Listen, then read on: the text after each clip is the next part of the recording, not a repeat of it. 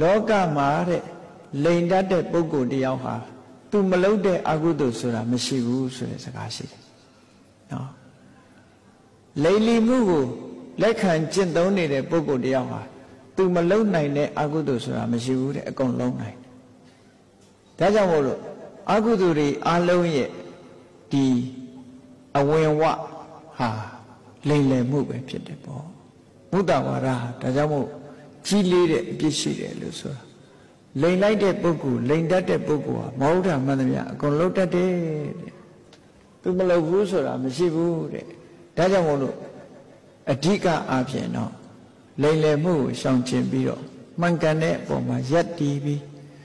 ရိုးသားဖြောင့်မတ်မှုဒါဟာအရေးကြီးတယ်လို့ဒီလိုဆိုတာပေါ့